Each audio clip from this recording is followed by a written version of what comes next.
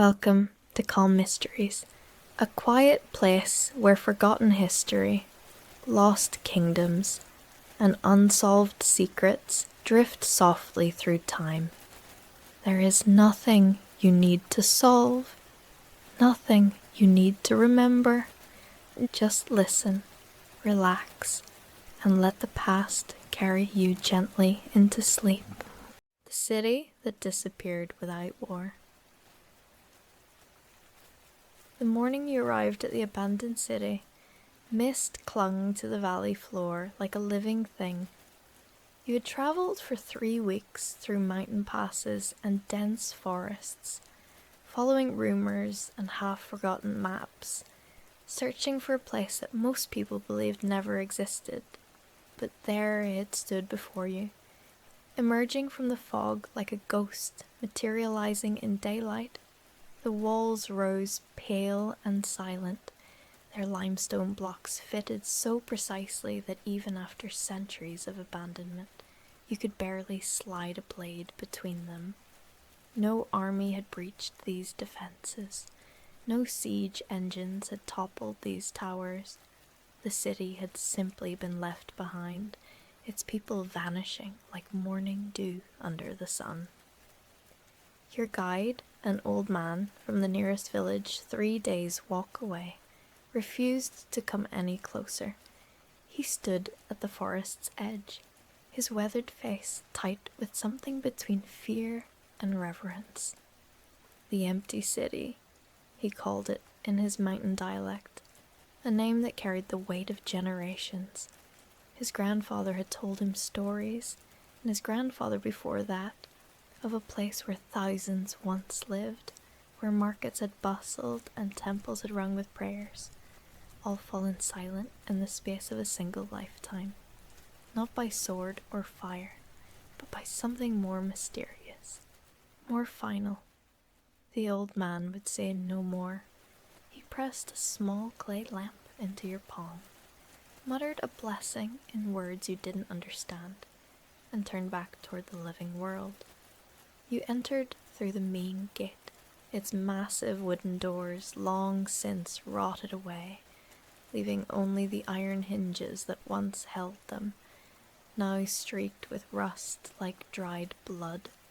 The street beyond stretched wide enough for 4 carts to pass side by side, paved with flat stones worn smooth by countless feet that would never walk here again. Buildings lined both sides, their facades intact, their shutters closed as if their inhabitants had merely stepped out for the afternoon and would return before nightfall. But ivy had claimed the walls, and small trees grew from cracks in the rooftops, their roots patient and relentless. The silence pressed against your ears. You had grown accustomed to the sounds of human habitation, the background music of daily life that you never truly noticed until it vanished. Here, there were no voices calling across the street, no hammers ringing from workshops, no children laughing in hidden courtyards. Even the birds seemed reluctant to sing. Only your footsteps echoed off the stone facades, announcing your presence to no one. You walked deeper into the city, following the main avenue toward what must have been the central square. The architecture spoke of considerable sophistication. These people had understood mathematics and engineering, beauty and proportion. The buildings weren't merely functional shelters, but carefully designed structures that balanced aesthetic grace with practical purpose. Window frames held delicate tracery in stone, doorways curved in perfect arches, fountains stood dry in small plazas, their basins carved with images of fish and water birds, creatures that had once symbolized abundance and life.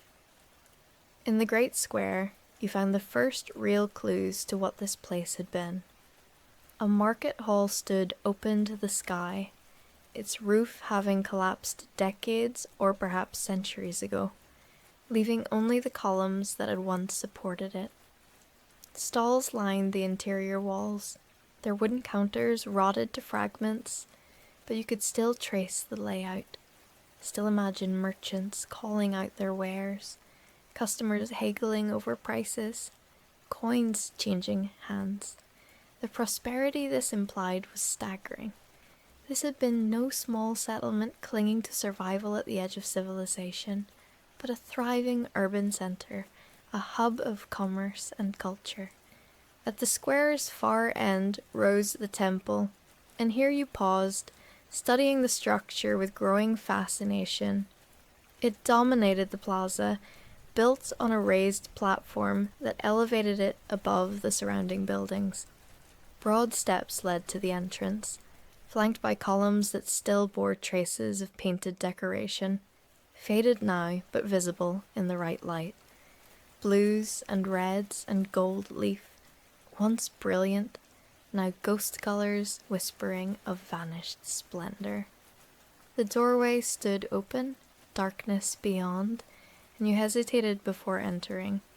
Inside, your eyes slowly adjusted to the dimness. Light filtered through gaps in the roof where tiles had slipped free over the years. The interior was a single vast chamber, its ceiling vaulted and still sound despite the building's age. Frescoes covered the walls, depicting scenes you struggled to interpret, processions of figures in elaborate dress, astronomical symbols you half recognized, images of harvests and celebrations, of rituals whose meaning had been lost. At the chamber's far end stood an altar, empty now of whatever sacred objects it once held, but its surface still marked with channels that might have carried libations or sacrificial blood. You spent hours in that temple, trying to read the story the images told. These people had worshipped something connected to the cycles of nature, to the movements of celestial bodies, to the rhythm of seasons and the promise of renewal. Their calendar appeared complex, marking festivals throughout the year, each one carefully noted in the painted record. They had been astronomers and farmers, mystics and pragmatists, people who observed the heavens while keeping their hands in the soil. But nowhere did you find any indication of why they had left. No scenes of disaster, no images of invading armies or divine judgment. The final procession depicted on the walls showed people in festive dress, carrying offerings of fruit and grain, their faces serene. It was dated, according to the symbols you were beginning to understand, to approximately 600 years before your arrival, and after that date, nothing. The paintings simply stopped, as if the artists had set down their brushes one day and never picked them up again. You emerged from the temple as the afternoon sun began to slant across the square, painting the buildings in warm gold. The contrast between the beauty of the architecture and the absolute absence of life created a strange ache in your chest. You thought of all the cities you had known, all the places where humanity crowded together in organized chaos, and tried to imagine what could convince an entire population to simply walk away from everything they had built. The residential quarter occupied the city's eastern section, a maze of narrow streets and closely packed houses. You wandered through it as the day faded, peering through open doorways into homes that still held fragments of their former lives. In one house, you found a loom standing in a corner, its threads long since rotted away, but the wooden frame intact. In another, clay vessels sat arranged on shelves, some broken, others whole, waiting to be filled with grain or oil or wine that would never arrive. A child's toy lay in one courtyard, a small horse carved from wood, its paint weathered but its form still charming in its simplicity. These intimate remnants affected you more deeply than the grand public buildings.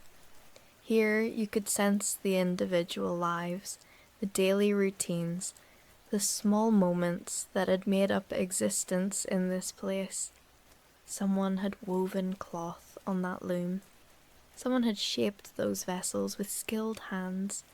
Some child had played with that wooden horse, galloping it across the courtyard stones while a parent watched and smiled. All of them gone, their names forgotten, their stories erased. As darkness approached, you selected a house that seemed more intact than most, with a roof that appeared sound and walls that had weathered the years well. The main room held a fireplace, and you gathered fallen wood from the surrounding buildings to kindle a flame. The warmth and light felt like small rebellions against the abandonment that pressed in from all sides.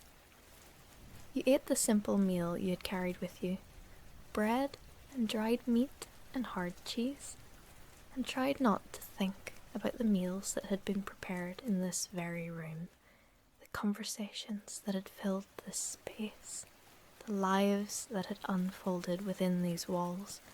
Sleep came slowly. The silence outside remained profound, broken only occasionally by the cry of some night bird or the rustle of wind through empty streets. You dreamed of the city as it must have been, alive with people and noise and purpose. You dreamed of market days and festivals, of children running through the streets and lovers meeting in shadowed doorways, of craftsmen at their benches and priests at their altars. And then you dreamed of emptiness spreading like a stain, people leaving in groups, in families, in a slow exodus that drained the city of its vitality until only silence remained. Morning brought a determination to understand. You had come seeking a mystery, and you would not leave until you had found at least some fragment of truth. The city had to contain clues beyond what you had already discovered. People did not abandon such a place without reason, without leaving some record of their departure. You began systematically exploring the structures you had bypassed the previous day. A building near the temple appeared to have been an administrative center or palace. Its rooms were larger and more ornate than the common houses, its walls decorated with murals depicting historical events. You studied these carefully, trying to trace the city's story. The earliest images showed the founding, a small group of settlers arriving in the valley and building the first structures.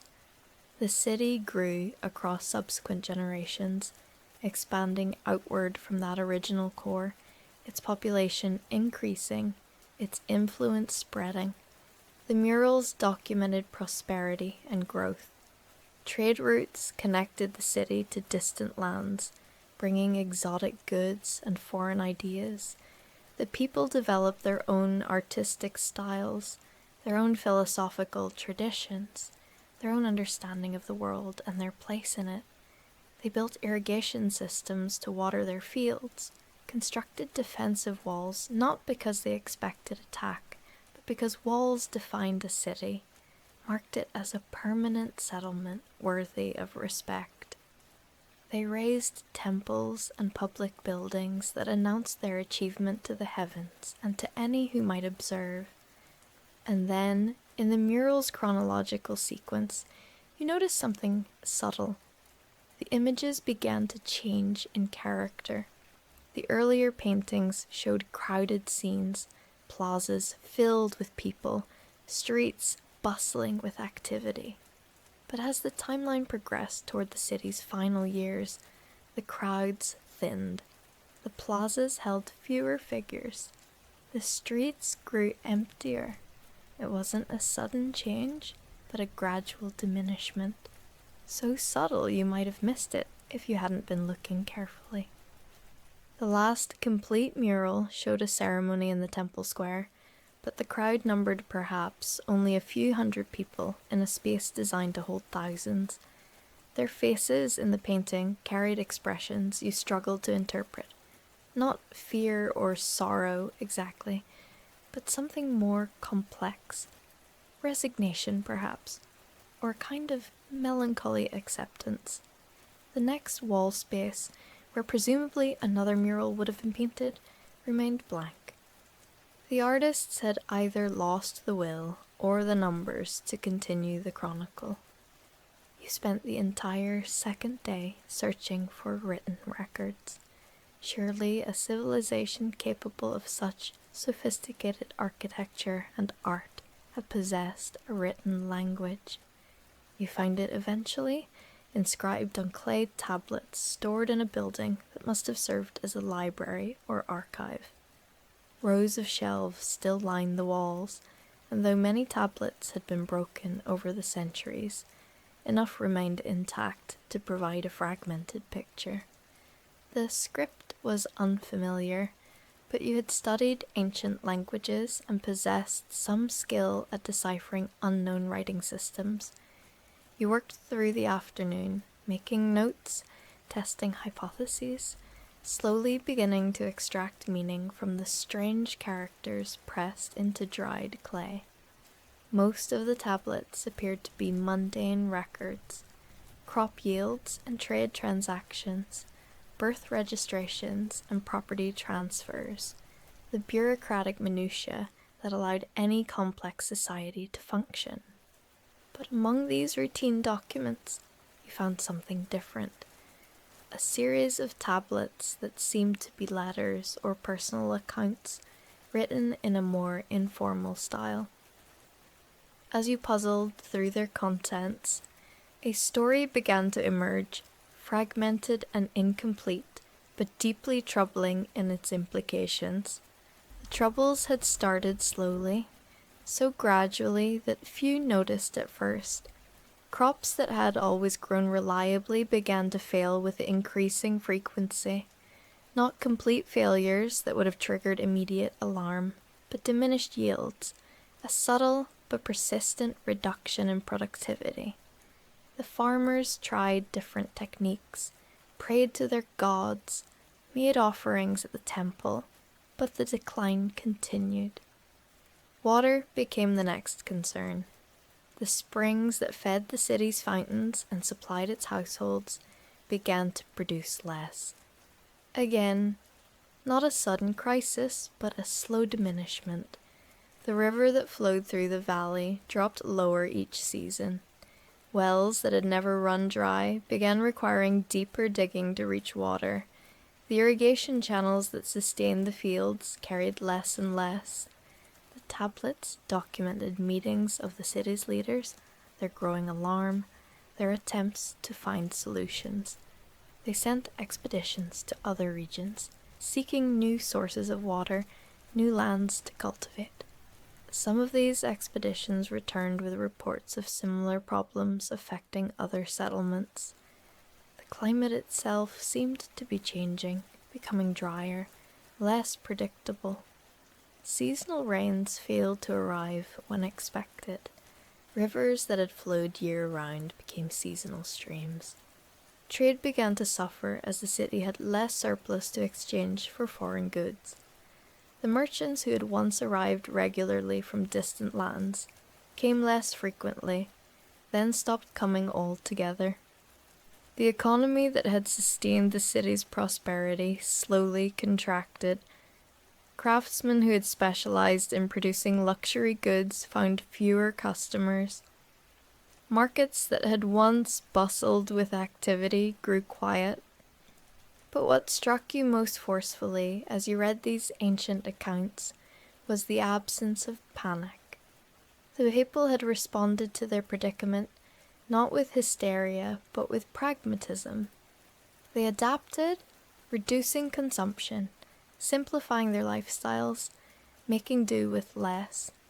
They maintained their social structures, their religious observances, their cultural traditions.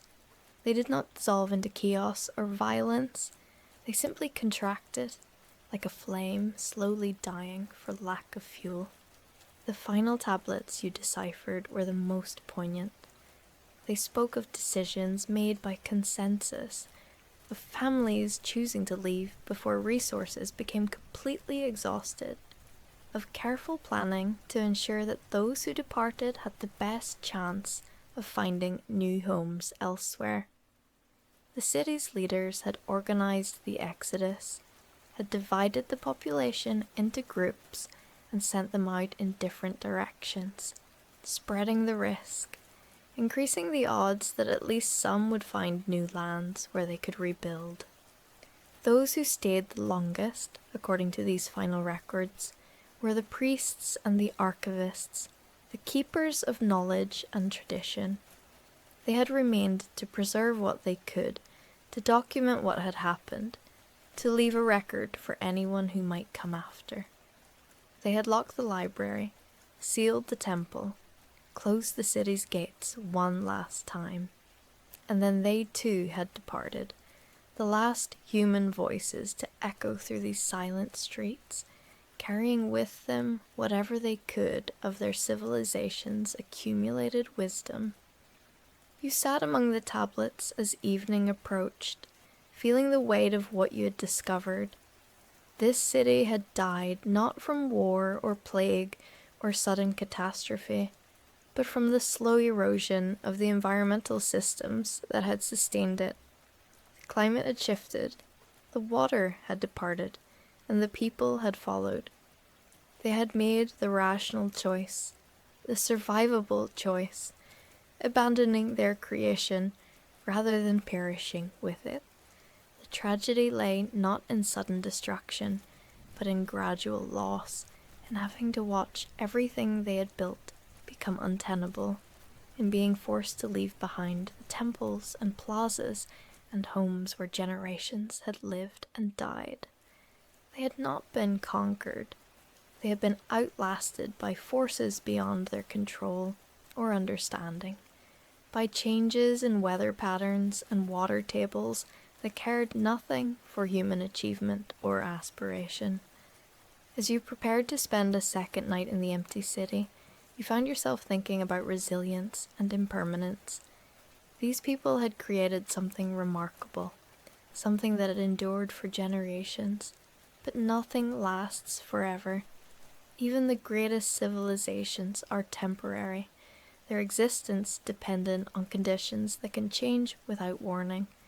The city stood as a monument to both human capability and human vulnerability, a reminder that we build our lives on foundations we only partially control. The second night passed more peacefully than the first. You no longer felt oppressed by the silence, but instead found a kind of companionship in it. The city was not haunted by angry ghosts, but by gentle memories, by the accumulated weight of ordinary lives lived in ordinary ways. You slept deeply and dreamed of nothing. Your final day in the city began with a systematic exploration of the areas you had not yet visited. The Western Quarter held workshops and industrial facilities, the places where craftsmen had plied their trades. You found a potter's workshop with its wheel still in place, shelves holding vessels in various stages of completion, abandoned mid-creation. The potter had left in the middle of work, perhaps called away by the final exodus, forced to choose between finishing one last bowl and joining his family for the journey to an uncertain future. A metalworker's forge stood cold and dead, its bellows rotted, its tools scattered, but the quality of the implements you found spoke to considerable skill. These people had worked bronze and possibly iron, had created both practical tools and decorative objects. You picked up a small bronze figurine, a woman in flowing robes, her face serene, her hands raised in blessing or prayer. The craftsmanship was exquisite, the details rendered with care and precision. You slipped it into your pack. knowing you probably shouldn't take anything, but unable to resist preserving this one fragment of the city's artistic heritage.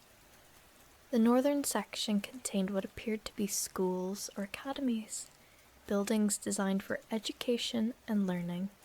In one room, you found benches arranged in rows facing a raised platform where a teacher would have stood.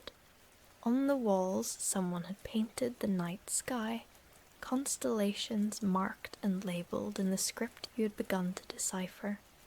These people had studied astronomy seriously, had tracked the movements of planets and stars, had developed sophisticated understanding of celestial mechanics. Another room held what might have been a medical school or hospital. Anatomical drawings covered the walls, showing human bodies in cross-section, organs carefully labelled, systems diagrammed with impressive accuracy. Clay models of bones and skulls sat on shelves, teaching aids for students learning about the body's structure. The people of this city had been healers as well as builders, physicians as well as priests. You realized that what had been lost here went far beyond buildings and streets. An entire body of knowledge had departed with the population, accumulated wisdom passed from generation to generation, now scattered to wherever the refugees had fled. Some had probably survived, carried in the memories of those who escaped, but much must have been lost, especially the specialized knowledge held by experts who might not have survived the journey or might have died before finding apprentices to teach. By midday, you had completed your survey of the city's major structures. You climbed to the top of the wall, ascending stone steps that spiraled up through one of the watchtowers and stood looking out over the entire settlement. From this height, you could see its layout clearly, the rational planning that had governed its growth, the careful integration of public and private spaces, the way the whole had been designed as a functioning organism rather than a random collection of buildings. The valley beyond the walls stretched green and pleasant, rivers still flowing despite the drought that had driven the inhabitants away. Perhaps the climate had shifted again in the centuries since the abandonment. Perhaps the rains had returned. Or perhaps this place had never been quite as dry as the tablet suggested, and the people's departure had been as much about perception and fear as actual necessity. You would never know for certain. The past kept its secrets, offering only fragments and clues, never complete answers. You descended from the wall and made your way to the necropolis you had spotted on the city's southern edge. Every civilization created places for its dead, and you wanted to see how these people had honored those who came before. The cemetery sprawled across several acres, marked by stone monuments of varying sizes. Some were simple slabs with names and dates inscribed, others were elaborate structures, small buildings housing the remains of important families. The graves were old but well maintained, at least the ones from the city's final generations. The living had tended the dead until the very end, had kept the monuments clean, had left offerings at the tombs, even as they prepared to abandon the city itself. This continuity of care touched you deeply. These people had valued memory and connection to their ancestors, had understood that the present was built on the foundations of the past. You walked among the graves, reading names you couldn't pronounce, dates marking births and death, separated by spans of years that represented entire lifetimes. Here lay merchants and craftsmen, mothers and fathers, children who had died young and elders who had lived to see several generations, all equal now in death, all reduced to names on stone, all forgotten except by the accident of your arrival. One monument caught your attention, larger than most, obviously belonging to someone of importance. The inscription was longer, more detailed, and as you worked through the text, you realized it was a kind of autobiography, the life story of a woman who had served as the city's chief administrator during its final years. Her name was unpronounceable, but her words came through clearly across the centuries.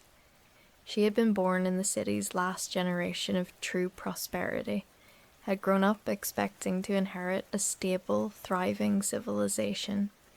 Instead, she had watched it slowly contract, had been forced to manage decline rather than growth, to make impossible decisions about resource allocation and population management.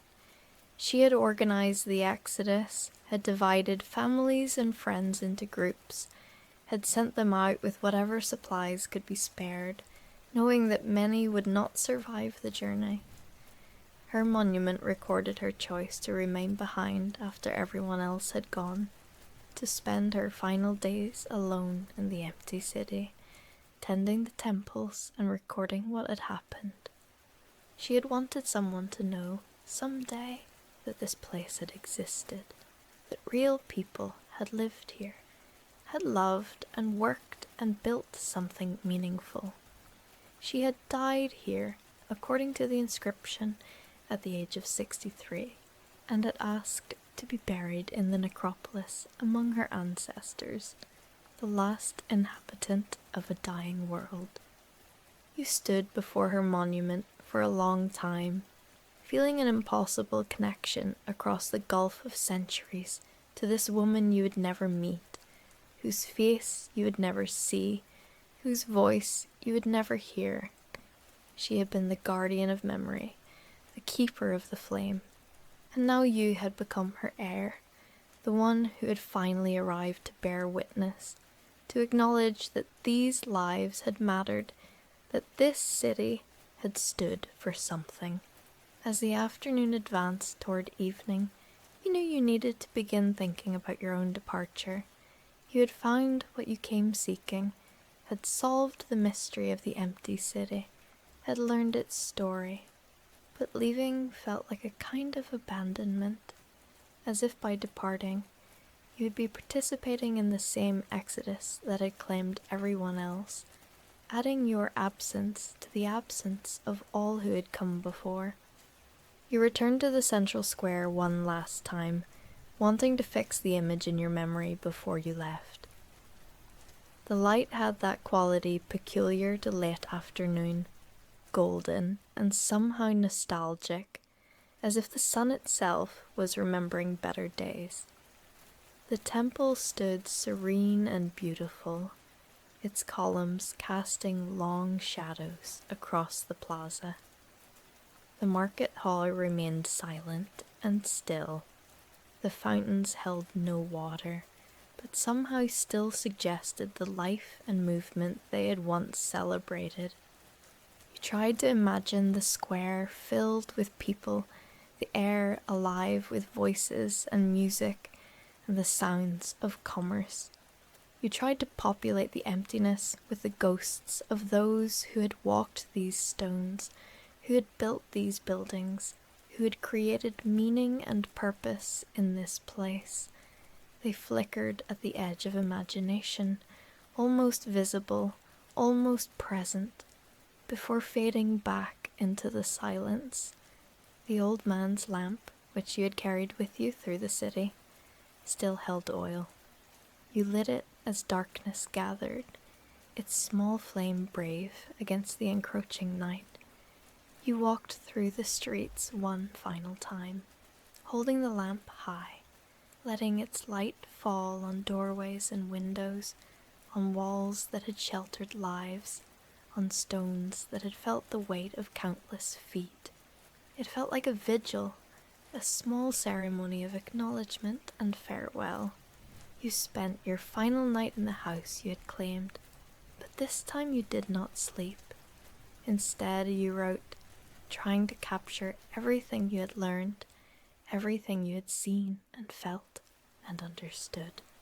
You wanted to create a record that would match the woman administrator's monument, a testimony that someone had come, had witnessed, had understood. You wrote about the tablets and the murals, the workshops and the temples, the graves and the monuments. You wrote about the slow death of a civilization, about the quiet courage of people who had faced decline with dignity. And you wrote about what this place represented, the lessons it offered to anyone willing to listen. Cities rise and fall. Civilizations flourish and fade. Nothing we build lasts forever. The conditions that allow human communities to thrive can change, sometimes gradually, sometimes suddenly, and when they do, all our achievements become vulnerable.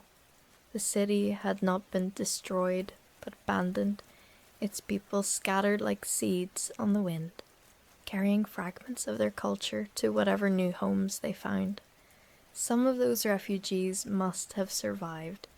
Their descendants might be living still in distant lands, carrying genes and stories that originated here, preserving pieces of this lost civilization without even knowing it.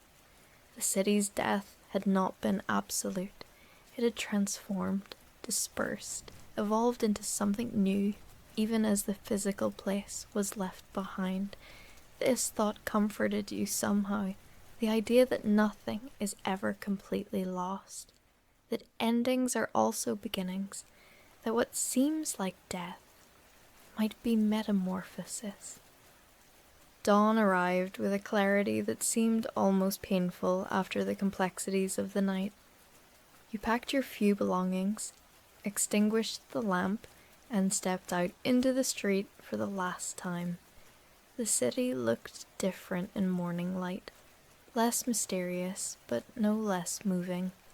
You could see it clearly now, could understand it not as a puzzle to be solved, but as a place where people had lived, had made their daily bread, had raised their children, had grown old watching the same sun rise over the same buildings that you saw now.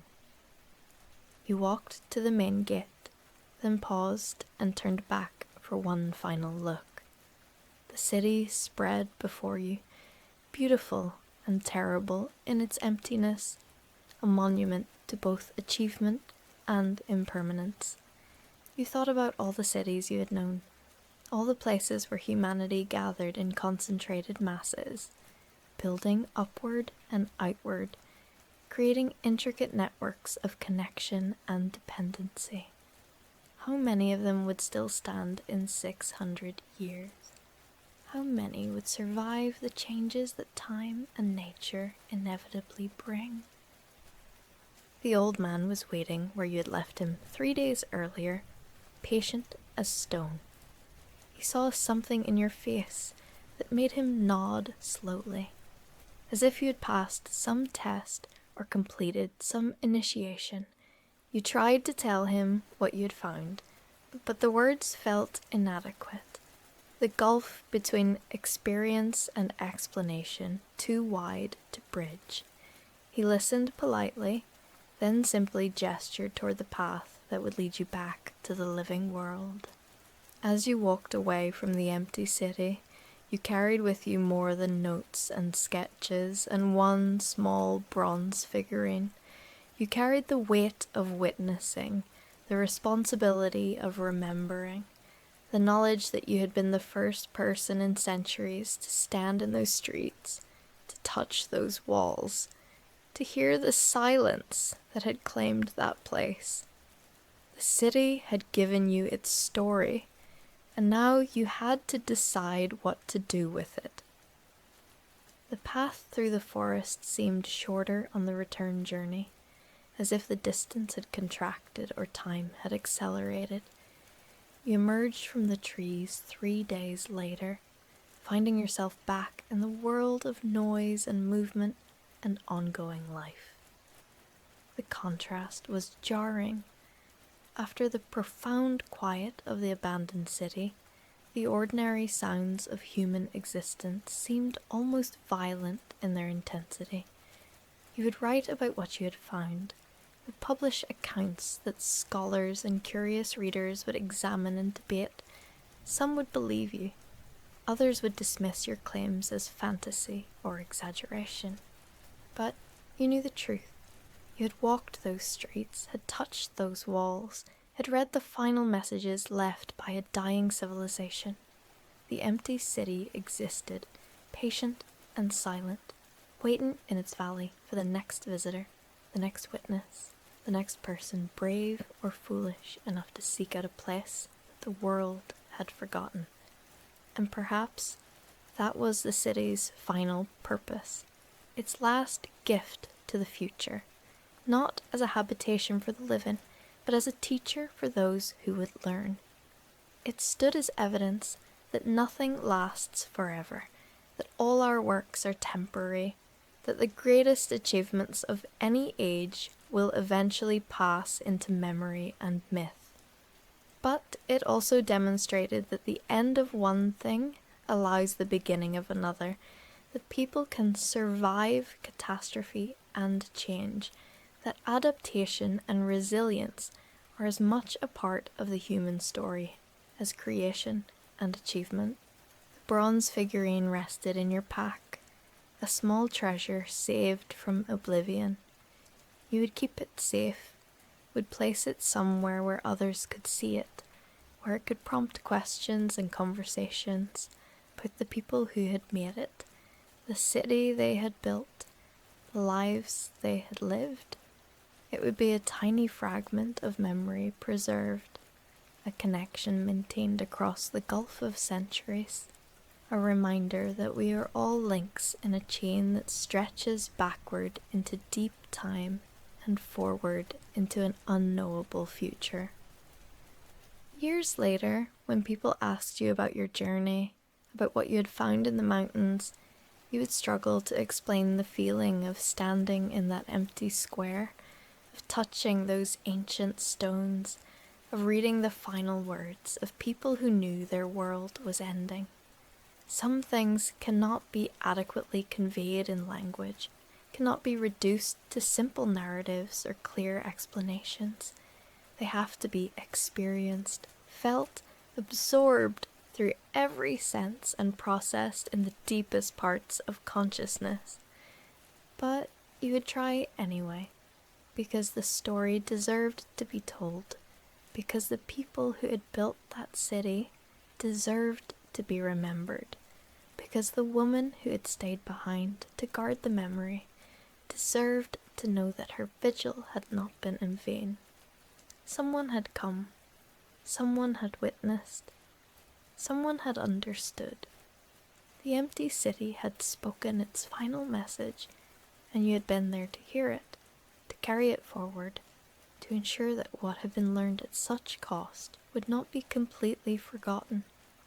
And in that way, the city lived on, not as a place where people dwelt, but as an idea, a lesson, a warning, and a promise carried forward into whatever future awaited. Welcome to Calm Mysteries, a quiet place where forgotten history, lost kingdoms, and unsolved secrets drift softly through time. There is nothing you need to solve, nothing you need to remember. Just listen, relax, and let the past carry you gently into sleep. The final evening of an ancient city. The sun hung low over Palmyra, casting amber light across the colonnaded streets where merchants had traded silk and spices for more than 500 years. You stood at the edge of the great Temple of Bel, watching shadows lengthen across limestone columns that had witnessed the rise and fall of empires since the 1st century. The air smelled of dust and distant fires, that acrid smoke creeping closer with each passing hour. And you knew, as everyone in the city knew, that this would be the last evening Palmyra would know peace. The year was 272, and Queen Zenobia's magnificent experiment in independence was collapsing like a sandcastle before the tide. For 5 years, she had transformed this desert oasis into the center of an empire that stretched from the Nile to the Bosporus, challenging Rome itself with an audacity that still made your breath catch when you thought about it. But Emperor Aurelian had proven as relentless as the desert sun, and his legions now camped just 3 miles beyond the city walls, their evening cook fires visible from the watchtowers where anxious guards peered into the gathering darkness. You had lived in Palmyra for 23 years, arriving as a young scholar from Antioch, drawn by the city's legendary libraries and the intellectual fervor that crackled through its streets like lightning. The city had always existed at the crossroads of everything.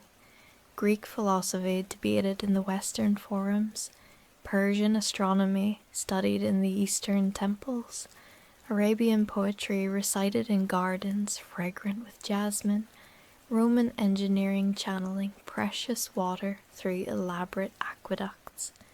It was a place where a Nabatean merchant might argue Stoic philosophy with a Jewish physician, while a Christian convert and a priest of Mithras shared wine in the shade of a date palm.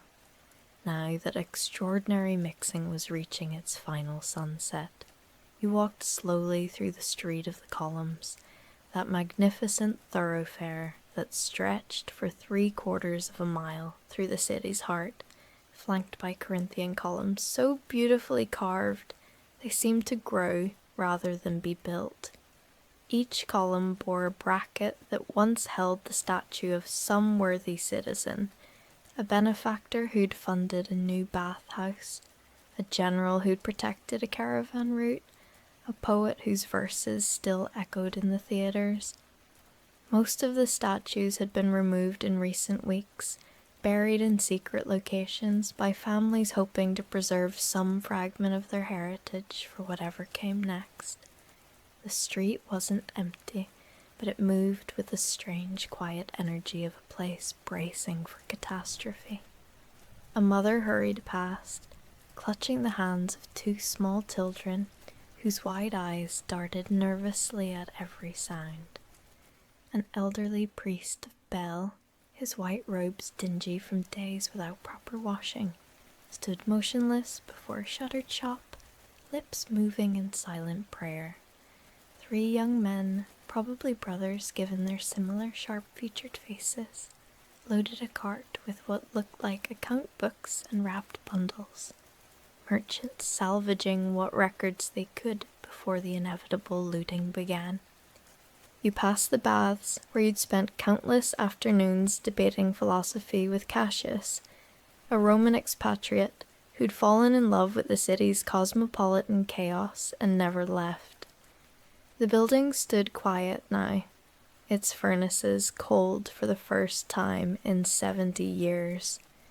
The bathhouse keeper, a garrulous Egyptian named Kente, who claimed descent from the builders of the pyramids, had fled with his family 4 days ago, joining the stream of refugees heading east toward the Euphrates.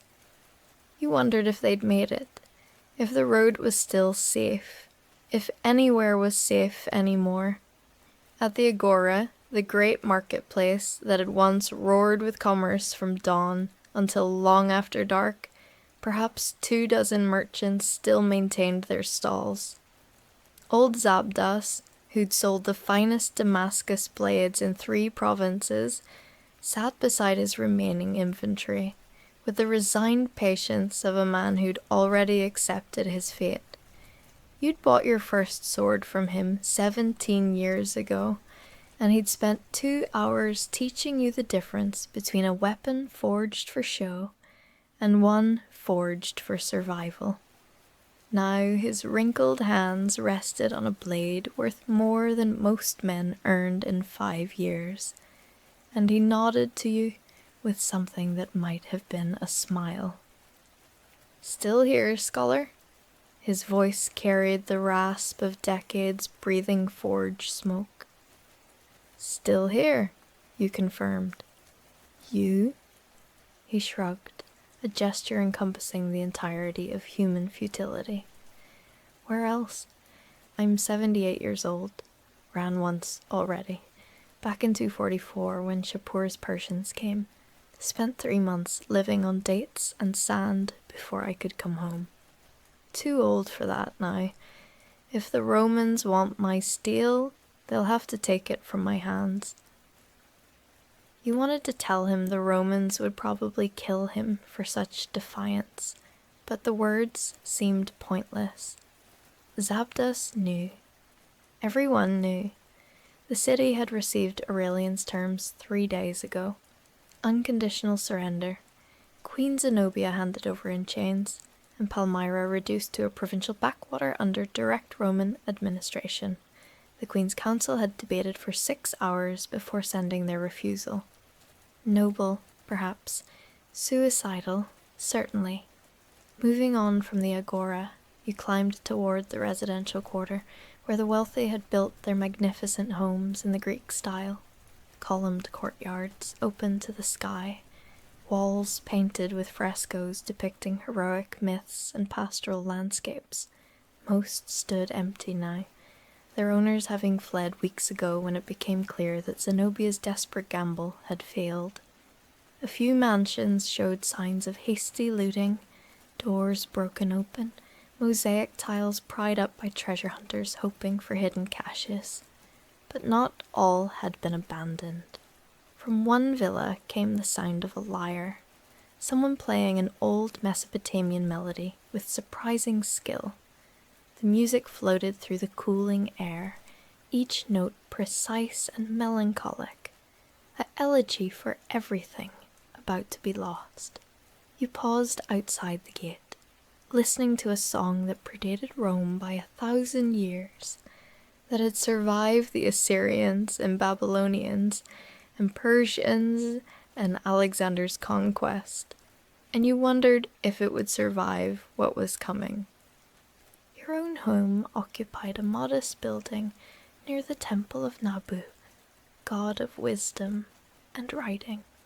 You'd chosen the location deliberately, close enough to the temple's library that you could walk there in 5 minutes, far enough from the main thoroughfares that you could work in relative peace.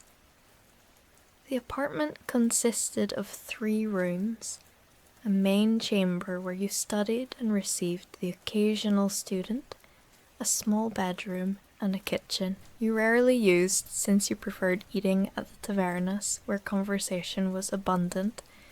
Inside, you moved with practiced efficiency, gathering what could be carried and what couldn't be left behind. Your books, 43 scrolls and 17 codices, representing everything from Plato's dialogues to obscure Persian astronomical texts. You packed carefully into 2 leather satchels. Some you'd copied yourself during years of study, painstakingly transcribing by lamplight when originals couldn't be purchased. Others were gifts from colleagues, volumes you'd received in exchange for your own work on the philosophy of time.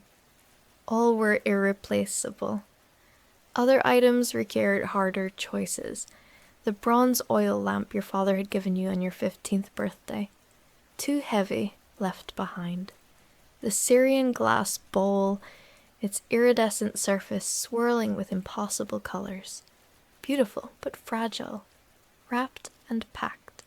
Your writing desk, carved from Lebanese cedar. Much too large, abandoned with regret. The small statue of Athena. Roman work, but exquisite. Packed. Your winter cloak, definitely packed, since winter in the desert could kill as surely as any sword. When you finished, you had 2 satchels of books, 1 bag of personal items, and a hollow feeling in your chest that felt like watching your life being sorted into categories of essential and expendable. You sat on the floor beside your packed belongings and allowed yourself, for the first time in days, to feel the full weight of what was ending. Palmyra had been more than just a home. It had been a promise that different peoples could coexist, not merely in tolerance, but in creative synthesis, each culture contributing to something greater than any could achieve alone. The city's architecture embodied this. Greek columns supporting Persian-styled arches, Roman engineering channeling water to Arabian gardens, all decorated with motifs drawn from every civilization that had touched this crossroads. The same synthesis appeared in daily life. You'd attended a wedding last year that incorporated Greek hymns, Roman legal formalities, Arabian poetry, and a blessing from a priest of Balshamin, and nobody thought it strange. More than that, Palmyra had proven that commerce could fuel culture rather than corrupt it. The merchant princes who'd grown wealthy, facilitating trade between Rome and Persia, hadn't just built monuments to their own vanity, though they'd certainly done that too. They'd funded schools and libraries, supported poets and philosophers, commissioned artworks that elevated the human spirit. Septimius Odenathus, Zenobia's late husband, had personally endowed a philosophical academy that attracted scholars from Athens to Taxila. When the merchants of Palmyra argued about profit margins in their counting houses, they did so in rooms decorated with frescoes depicting Socrates and Aristotle, and now it would all be ash by morning. A knock on your door pulled you from these thoughts. You opened it to find Berenice, your neighbor's daughter, a girl of 16 who'd studied geometry with you for the past 2 years. Her talent for mathematics exceeded anything you'd seen in decades of teaching. She could visualize spatial relationships that left seasoned scholars baffled, could solve problems in her head that others needed an abacus to approach. In another time, another place, she might have become one of the great mathematical minds. Here, now, she was just another refugee with terror in her eyes. "My father says we're leaving," she said without preamble. "Tonight, before the siege begins, he has a contact who knows a way through the Roman lines." "That's wise," you said, though your heart sank. Her family's departure meant one more bright mind lost to the catastrophe. "Come with us." The words came out urgent, almost desperate. "Please, father says there's room for you. Says you've been a good neighbor. You could continue teaching. I still have so much to learn." For a moment, you were genuinely tempted. Survival, study, the continuation of work that mattered. It was all there, offered freely, but you shook your head slowly. "I can't," you said. The library at the Temple of Nabu contains manuscripts that exist nowhere else.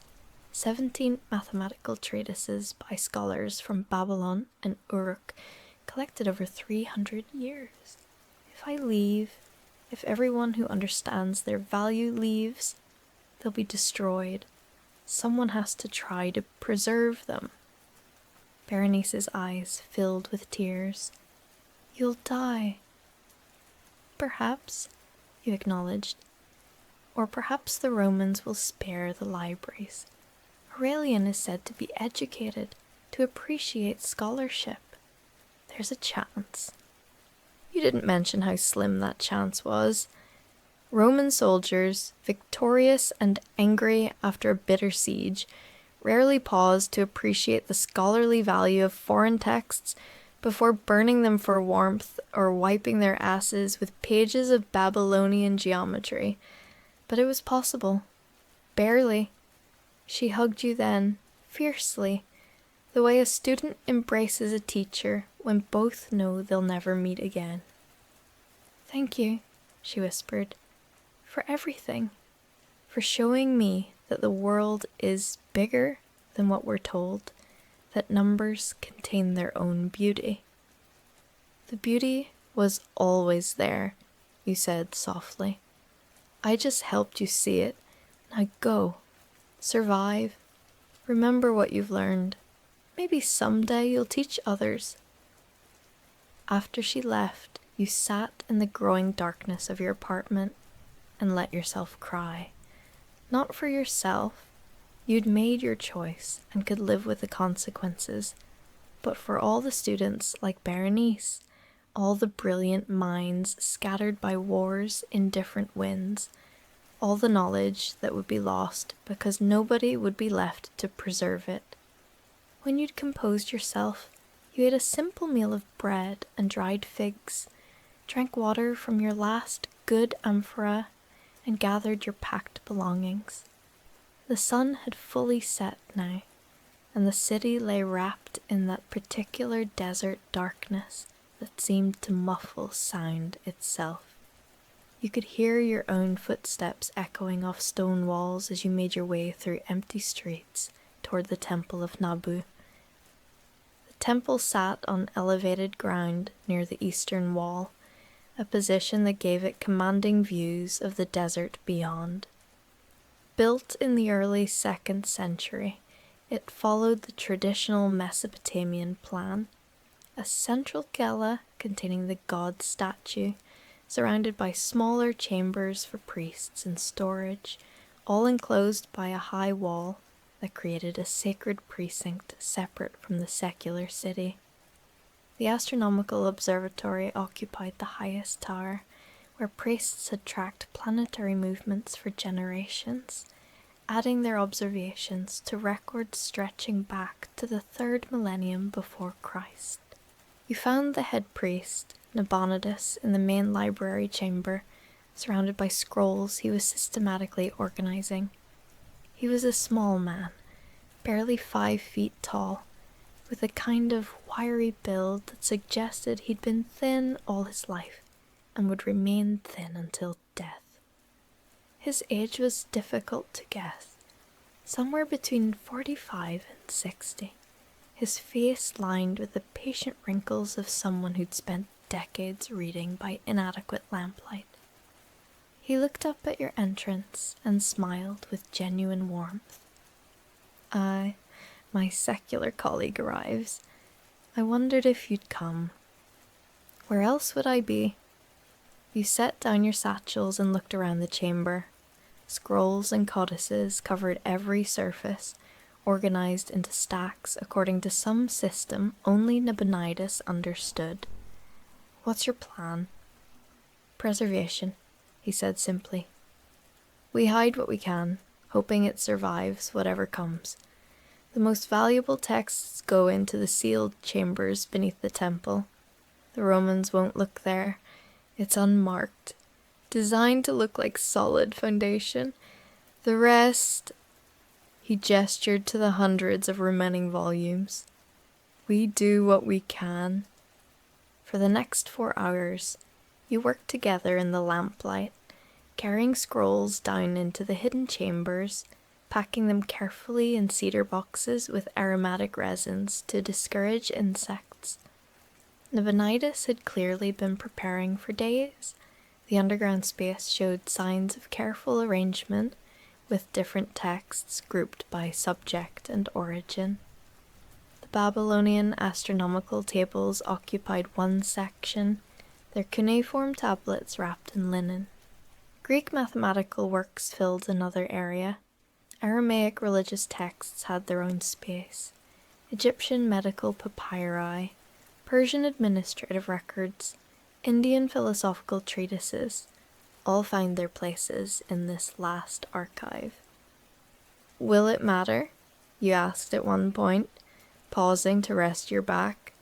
You just carried down a particularly heavy collection of astronomical observations spanning 212 years of planetary positions. If the city burns, if everyone who knows this chamber exists is killed, Nabonidus continued wrapping a scroll with steady hands. Perhaps someone will find it. In 100 years, 500 years. Or perhaps it will remain buried until the universe itself ends. but we do what we can with what we have. The alternative is to let everything burn tonight, and I can't accept that. His words reminded you of something your own teacher had said, back in Antioch when you were barely 18. A scholar's duty isn't to win battles or change the world, it's to preserve the accumulated wisdom of generations, to be a link in the chain stretching from past to future. Sometimes that chain breaks, but we maintain our link regardless. You'd thought it pessimistic at the time. Now it felt like the only wisdom worth having. As midnight approached, you emerged from the underground chambers to find Nabonidus preparing a modest meal in the temple's kitchen. Bread, cheese, olives, wine diluted with water. You ate together in comfortable silence. Two men sharing what might be their last peaceful hour. Through the high windows, you could see the glow of Roman campfires painting the eastern horizon orange. Tens of thousands of soldiers settling in for the night before tomorrow's assault. "Tell me something," Nabonidus said eventually. "Why did you stay? You're not originally from Palmyra. You have no family here. You could have left weeks ago with the other foreign scholars." You considered the question while chewing an olive. "Because this city represents something worth preserving. Not just the buildings or the wealth, but the idea that different peoples can coexist creatively. That synthesis can produce something greater than purity. Rome doesn't understand that. Rome absorbs or destroys, allows no true equals. Persia is the same, just with different gods and different colored banners. But here, for a few generations, we proved another way was possible." "And Zenobia," he asked, "what do you think of our queen's ambitions?" "Magnificent and doomed," you said immediately. She tried to build an empire on Palmyran principles, multicultural, tolerant, commercially, rather than militarily focused. But empires don't work that way. They require subordination, hierarchy, the suppression of difference in favor of unity. By trying to create an empire while remaining true to Palmyra's character, she guaranteed failure. Nabonidus nodded slowly. "I met her once, 7 years ago, when she first became regent for her son. She came to the temple to consult the astronomical omens for her reign. I remember her standing exactly where you're sitting now, asking if the stars favored her plans. I told her the truth, that the planets showed great change coming, that her path would shake the foundations of the world, but that Saturn's malign influence suggested the new order wouldn't endure." "How did she respond?" "She laughed, said she'd rather burn bright and brief than flicker dim and long. That Palmyra had crouched in Rome's shadow for too many generations, that her people had grown wealthy but small-spirited, that they needed to remember they were descended from warriors as well as merchants." He paused, sipping his wine. "I think she got her wish. Tomorrow the city burns bright. Then darkness." You talked through the night, two scholars sharing the accumulated observations of lifetimes while the city slept its last peaceful sleep. Nabonidus told you about his astronomical work, how the recent observations of Venus had confirmed predictions made by Babylonian astronomers 1,500 years earlier, how the mathematical regularities of celestial movements pointed toward an underlying order in the cosmos. You described your own work on the philosophy of time, your attempts to reconcile the Greek idea of time as measurable sequence with the Persian notion of time as cyclical renewal, how Palmyra's synthesis of cultures had given you perspectives impossible to achieve in more homogeneous cities. Dawn came gradually, the darkness fading to grey, then grey to pink. then pink to the hard golden light of a desert morning. You climbed to the observatory tower with Nabonidus to watch the sunrise, and from that elevated position you could see the Roman army stirring in their camps, thousands of men beginning the morning routines that would lead to violence before noon. The city below remained eerily quiet. A few cooking fires sent smoke rising into still air. A dog barked somewhere in the western quarter, but the usual morning bustle, merchants setting up stalls, children running to lessons, workers heading to construction sites, all of that was absent. Palmyra held its breath. There, Nabonidus pointed. On the main road approaching the city's western gate, a column of mounted men appeared, perhaps 50 riders carrying Roman standards. The final offer of terms. You descended from the tower and made your way through the awakening streets toward the western gate, where a crowd had already gathered. The city's remaining leadership stood on the walls above the gate. 3 members of the merchant council, 2 generals whose armies had disintegrated during the retreat from Egypt, and several priests representing the major temples. Queen Zenobia herself was not visible. Rumor placed her in the central palace, preparing for whatever came next. The Roman delegation halted just outside arrow range. Their leader, a stern-faced tribune named Marcellus, whom you recognize from previous diplomatic encounters, raised his voice to carry across the gap. Palmyra, hear the words of Emperor Aurelian, restorer of the world. This is your final opportunity for mercy. Open your gates, surrender Queen Zenobia and her co-conspirators, and most of your people will be spared. Wealth will be confiscated, yes. Many will be sold as slaves, yes. But the city will endure, and most lives will continue. Refuse, and when our legions break through, and they will break through, every man will be killed, every woman and child sold, every building burned to its foundation. This is not negotiation. This is notification. You have until the sun reaches its zenith to decide. The crowd erupted in angry shouts, insults hurled at the Romans in 6 languages. But you noticed the leaders on the wall remained silent, their faces carved from stone. They'd already made their decision, probably days ago. The theatrical defiance from the crowd was just performance, the last gasp of a dying independence. Marcellus waited patiently for the shouting to subside, then spoke again. We know many of you are foreigners, merchants and scholars with no stake in this rebellion. You may leave now, before the fighting begins. Take what you can carry. We will not pursue. This offer extends for 1 hour only.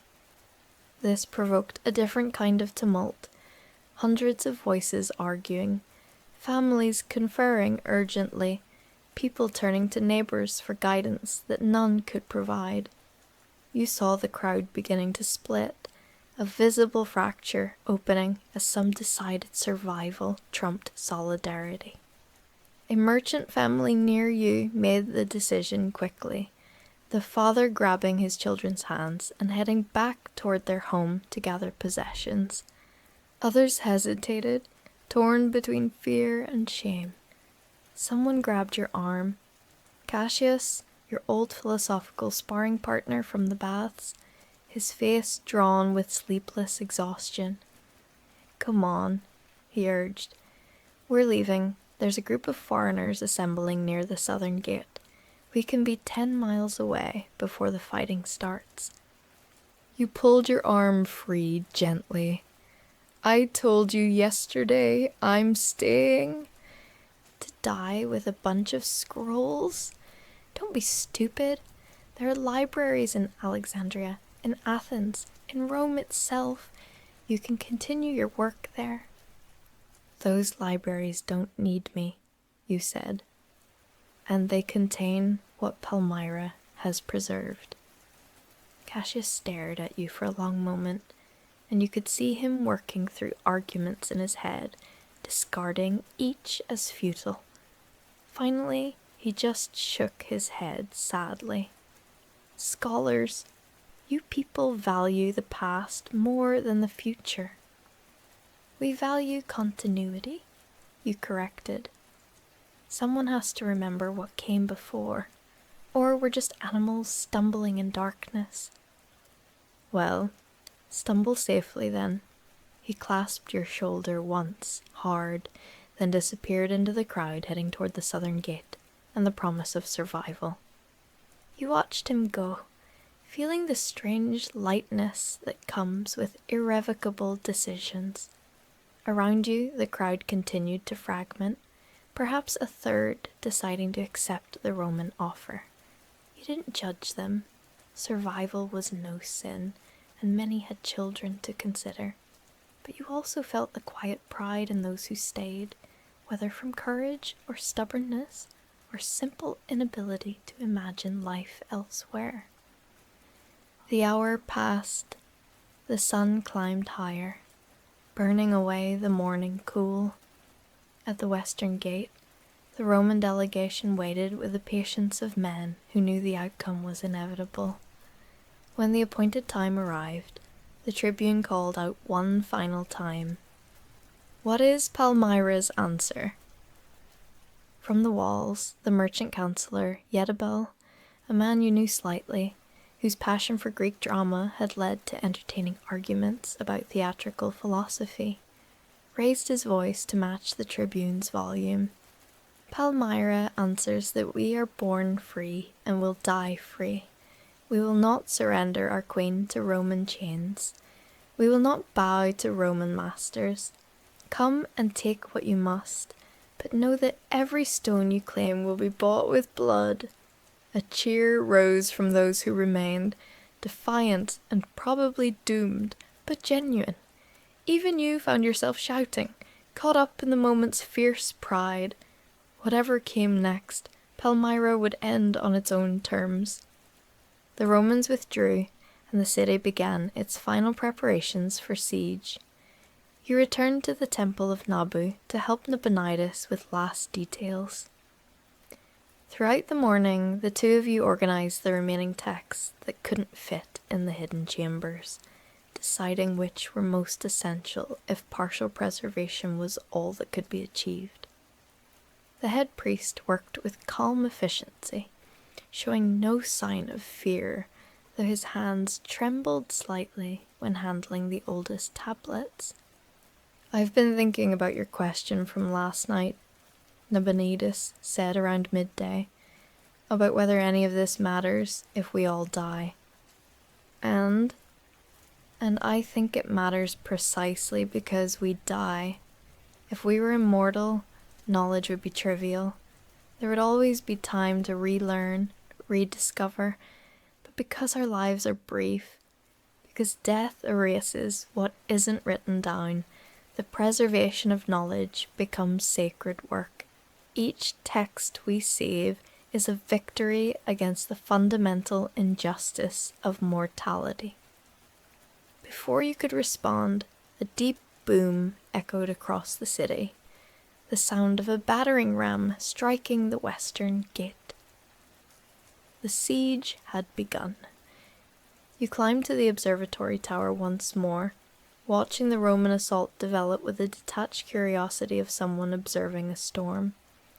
The legions advanced in disciplined formations, testudo shields locked overhead to deflect arrows, while siege engines began the systematic work of breaking stone.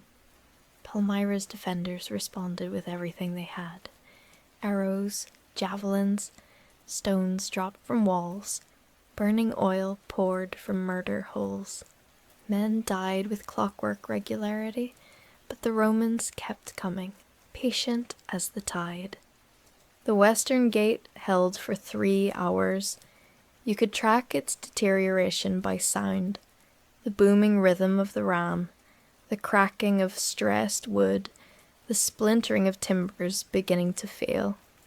Defenders poured fire and rocks on the Romans below, but the siege mantlets protected them, and they worked with the methodical precision of professional soldiers who'd broken dozens of cities before this one.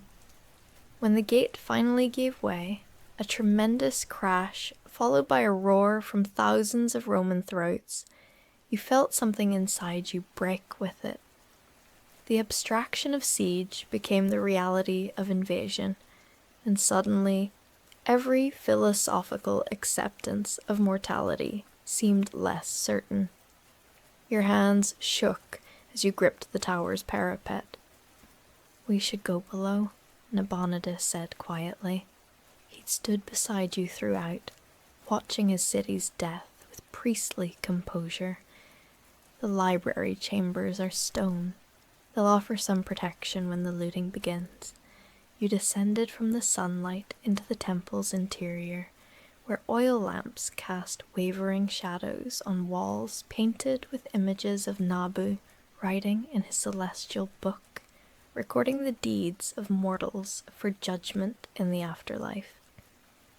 The irony wasn't lost on you. Here you were, trying to preserve written records, in a space dedicated to a god whose whole purpose was preservation of knowledge. If the gods existed, surely Nabu would intervene on behalf of his own library. But you'd never been particularly faithful, and suspected the gods, if real, cared little for the concerns of mortals. The sounds of fighting grew closer as the afternoon wore on. You could hear individual voices now, screaming in pain or rage, the clash of metal on metal, the crackling of fires beginning to spread through the city. Nabonidus and 3 younger priests who'd chosen to remain prayed steadily, reciting ancient liturgies in Aramaic, while you sat among the books you'd spent your life studying and tried to prepare yourself for whatever came. A tremendous crash shook the temple. They were breaking down the outer doors, Roman soldiers searching for treasure and survivors.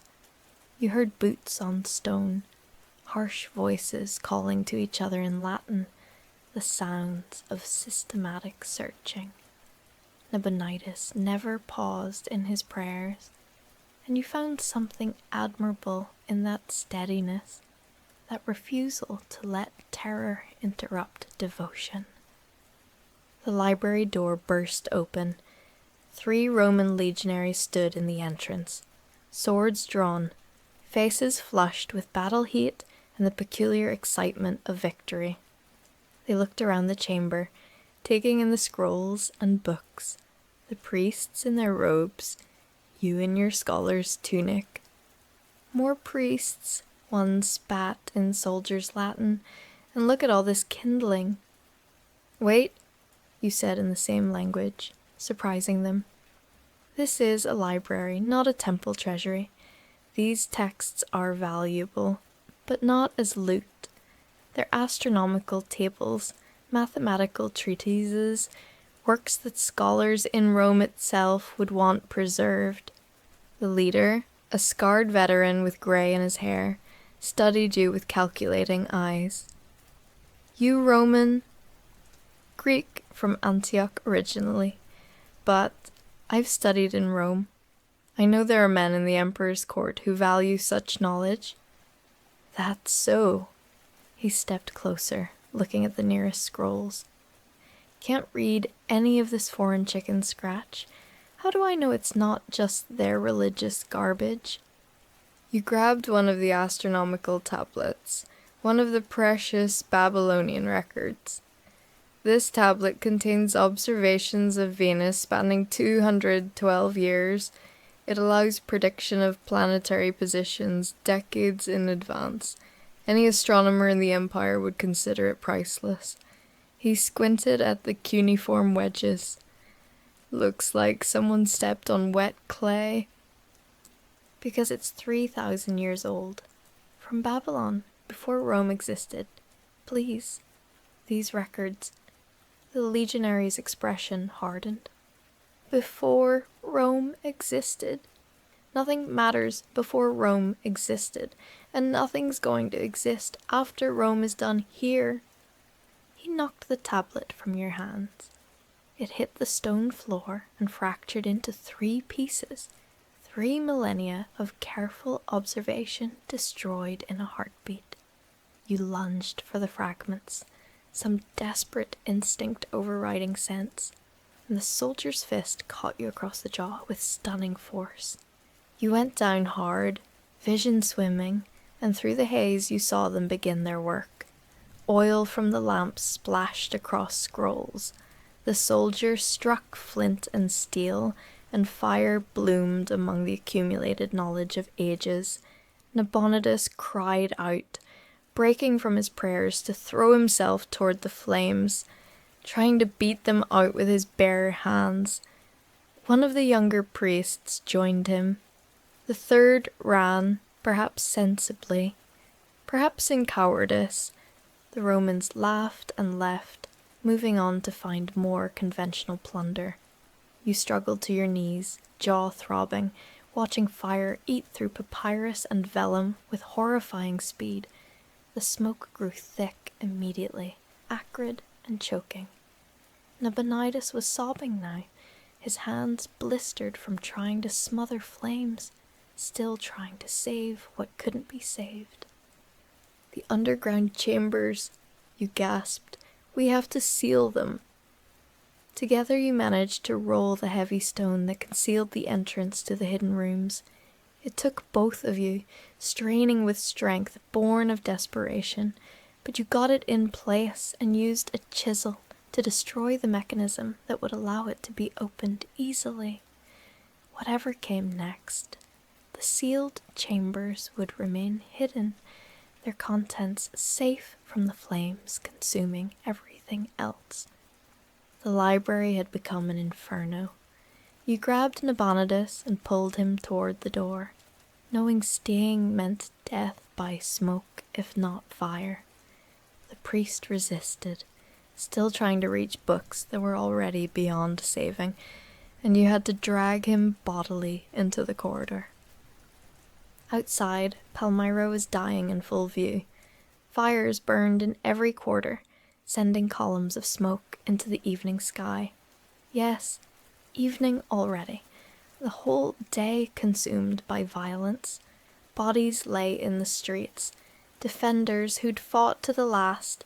Civilians who'd been in the wrong place when Roman soldiers came hunting for sport.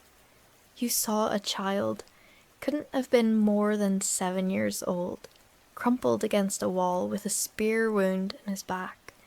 The sight made your legs weak, your empty stomach heave. "Where do we go?" Nabonidus asked. Blood ran from his burned hands, his voice hoarse from smoke inhalation. "Anywhere. Nowhere. Does it matter?" But survival instinct overrode philosophy. You headed south, away from the thickest fighting, picking your way through smoke and rubble. Once you had to hide while a group of legionaries passed, dragging women by their hair toward some fresh horror. Once you helped an old woman climb over debris blocking her path, and she thanked you in Aramaic before disappearing into the smoke. The city had become a maze of fire and shadow, familiar streets rendered alien by destruction. You found temporary shelter in what had been a fuller's shop, its heavy stone walls still intact, though the roof had partially collapsed. Inside, you tended to Nabonidus's burns as best you could, with strips of cloth soaked in water from a cracked cistern. The priest bore the pain in silence, his eyes distant, probably seeing the burning library in memory. 3,000 years, he finally said. Those Babylonian tablets, 3,000 years of patient observation, turned to ash because one ignorant soldier couldn't read cuneiform. The hidden chambers survive, you reminded him, though the comfort felt hollow. If anyone ever finds them, if the temple doesn't collapse on top of them, If, if, he laughed bitterly. We played at immortality, you and I. Thought we could preserve knowledge against time itself. But time always wins. Time and fire and stupid men with swords. You had no answer to that. Outside, the sounds of destruction continued. Screams, laughter, the crackle of flames, the sun set in a sky choked with smoke, darkness falling early and absolute. Through the night you waited in your shelter, dozing fitfully, starting awake at every loud sound. Nabonidus fell into feverish sleep, his burns infected despite your best efforts. You sat beside him and let your mind wander through memories of the city as it had been. The street of the columns, brilliant with torchlight during festival nights, the agora bustling with merchants arguing in 6 languages, the baths where you debated philosophy while soaking in hot water, the gardens where date palms whispered in the desert wind. All gone or going, reduced to memory that would itself fade when you died. Dawn of the second day brought fresh horrors. Systematic looting had replaced chaotic violence as Roman soldiers moved from building to building, stripping anything valuable. You watched from your hiding place as they loaded carts with silk, gold, worked bronze, marble statuary. A particularly fine mosaic from a nearby villa was chiseled out piece by piece, destined to decorate some general's house in Italy. But worse than the looting was the organized enslavement. Roman slave takers moved through the city, rounding up survivors, separating families, chaining people together in long lines for the march to the coast, an eventual sale in distant markets. You saw Zabdas, the blade merchant, being led away in chains, the old man stumbling but maintaining dignity even in defeat. You saw women you recognized from the market, children who'd played in the streets, all reduced to property, all heading toward lives of servitude. We should turn ourselves in, Nabonidus croaked, awake now and lucid. They'll kill us if they find us hiding. They'll enslave us if we surrender, you countered. Old slaves don't sell well. They might kill us anyway, or send us to the quarries. Better than dying of infection in a ruined fuller's shop. He had a point. You helped him to his feet, and together you emerged into the daylight to face whatever came. A Roman patrol spotted you immediately. 2 exhausted men, covered in soot and dried blood, made obvious targets. The decanus in charge looked you over with practiced assessment. "Greeks?" he asked, noting your features and dress. "1 Greek scholar, 1 Palmyrene priest," you answered, requesting protection as non-combatants. Non-combatants in a city that refused surrender. But his tone suggested negotiation rather than execution. "What skills?" "I can read and write in Greek, Latin, Aramaic, and some Persian. Mathematics, philosophy, astronomy." He's a priest and astronomer, trained in Babylonian methods. The decanus considered this. Educated slaves sell better than manual laborers. Come on then. Try to run, and my men will hamstring you. So, you became Roman property, chained alongside other survivors being processed for sale. The conditions were harsh, minimal food, no shelter, guards who enjoyed casual cruelty. But you were alive, which was more than many could claim. Over the following days, you watched Palmyra's final dismantling. The systematic destruction had an almost bureaucratic quality. Engineers assessed buildings for structural value, marked the best for preservation as a Roman outpost, condemned others for demolition. Anything beautiful and portable was created for shipment to Italy. The colonnaded streets were stripped of their statues, the temples of their treasures. The great temple of Bel, which had dominated the city's skyline for 240 years, was partially dismantled, its finest elements tagged for reconstruction in Rome. You learned that Queen Zenobia had been captured during the initial assault, found in her palace wearing armor and preparing to die fighting. Aurelian had spared her life, planning to parade her through Rome in golden chains as proof of his victory. Her son, the nominal emperor Vibalathus, had been killed. The Romans claimed he died fighting, though rumors suggested execution. The merchant council members who defied surrender had all been crucified along the main road as a warning to future rebels. On the 5th day, they brought a man into your holding area who you recognized immediately despite his bruises and chains. Yedibel, the merchant counselor, who delivered Palmyra's defiant response.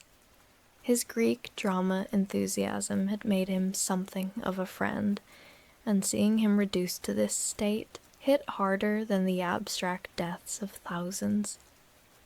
Yedibel, you called softly. I'm sorry. He found you in the crowd, smiled with split lips. Don't be. I gotta play Antigone's part, defying tyranny, knowing it meant death. That's more than most merchants can say. He paused. Did any of the libraries survive? Some. We sealed chambers beneath the Temple of Nabu, Babylonian astronomical records, Greek mathematics, Persian texts. If they're found centuries from now, then we didn't feel completely. He settled against the wall beside you, wincing at wounds you couldn't see. Tell me true, scholar. Was it worth it? All this, for a few years of independence? You thought about Berenice studying geometry, her mind expanding to contain mathematical beauty, about the synthesis of cultures creating something new and valuable, about the evening streets alive with Greek philosophy, Persian astronomy, Arabian poetry, Roman engineering, all mixing into something greater than the sum of parts. Yes, you said finally. Even for just a few years, proving another way was possible. Yes, that was worth it. Good. He closed his eyes. Then I can die content. He didn't die. Not then, anyway. The Romans valued educated slaves too highly. But you never saw him again after that day, your chains leading different directions. Your own fate took you to the coast, a brutal 3-week march, during which 7 slaves in your coffle died. You were sold in Antioch, the city you'd left 23 years earlier, as an ambitious young scholar. The irony of returning as property wasn't lost on you. Your purchaser was a wealthy Roman administrator named Decimus who collected educated Greeks the way other men collected artwork. Your value lay in your ability to tutor his children and manage his library. It wasn't terrible as slavery went. You had shelter, food, work that engaged your mind. Decimus treated his scholarly slaves better than most owners treated free laborers. You taught Latin to his daughter, geometry to his sons, and catalogued his respectable collection of philosophical texts. But you were property, and every day that reality manifested in 100 small humiliations. You couldn't leave the house without permission. You owned nothing. Even the stylus you used for teaching belonged to Decimus. Your opinions mattered only insofar as they served your owner's interests. And always, always hung the knowledge that you could be sold, given away, punished at whim. Nabonidus died within a year, the infection from his burns never fully healing. You learned of it through the slave network, that underground web of information that connected the invisible class. They said he'd gone quietly, still praying to Nabu, still believing that knowledge preserved mattered more than personal survival. The years ground on. Decimus's children grew. New slaves arrived, others were sold. The administrative capital shifted. You moved with it. At some point, you stopped counting years, stopped marking the passage of time beyond seasons necessary for planning lessons. You were 49 years old when news arrived that Palmyra had rebelled again, the survivors unwilling to accept permanent subjugation. And you were 50 when you learned that Aurelian had responded by obliterating what remained, destroying the city so completely that it ceased to exist as anything but a minor settlement beside famous ruins. The news hit you like a physical blow. Some part of you had clung to the hope that Palmyra might recover, might rebuild, might preserve at least an echo of what it had been. Now, even that was gone. The city existed only in memory, and memories died with their bearers. But that night, unable to sleep, you found yourself thinking about the sealed chambers beneath the temple of Nabu. They'd survived the first destruction. Had they survived the second? Were the astronomical tables still there? The mathematical treatises, the Babylonian observations spanning millennia? If so, then Palmyra wasn't quite dead. The synthesis of cultures lived on in those texts, waiting for someone to rediscover them. The knowledge you and Nabonidus had fought to preserve remained, encoded in scrolls and tablets, a message in a bottle thrown across the ocean of time.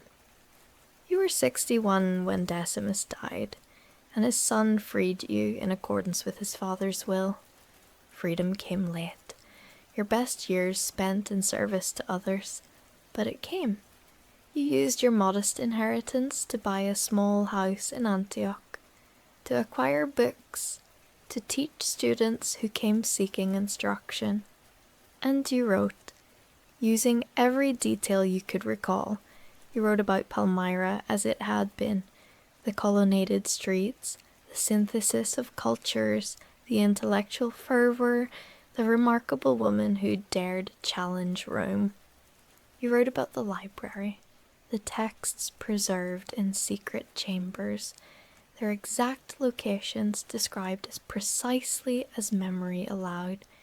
You didn't know if anyone would ever read your account, didn't know if the hidden chambers still existed, didn't know if the knowledge preserved there retained any value in a world increasingly dominated by Roman homogeneity.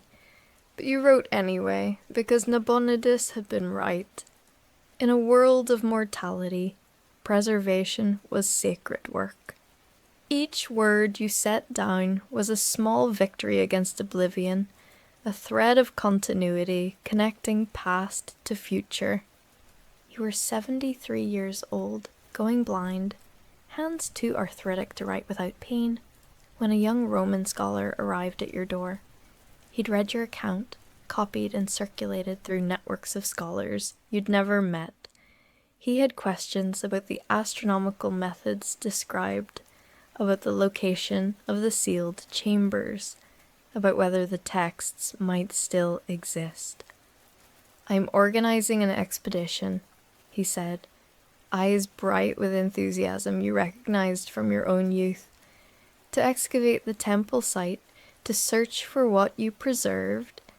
If the chambers survived, if the texts are still intact, they could revolutionize our understanding of ancient astronomy." You wanted to believe him, wanted to think that the work you and Nabonidus had done that final terrible day mattered. But you'd lived too long, seen too much destroyed. "Perhaps," you said carefully, "or perhaps they've been pulverized to dust. The chambers collapsed, everything lost. Don't let your hopes rise too high."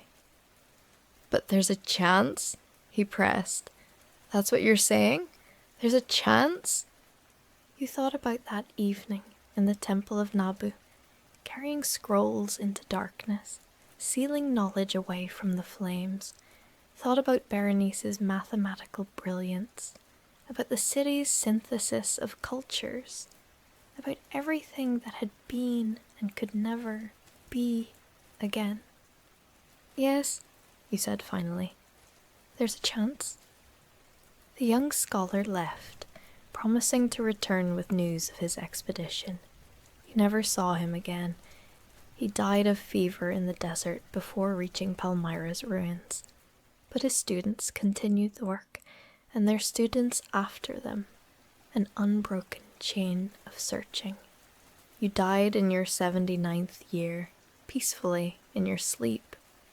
Your last conscious thought was of the final evening in Palmyra, standing in the observatory tower beside Nabonidus, watching the sun set on a dying world.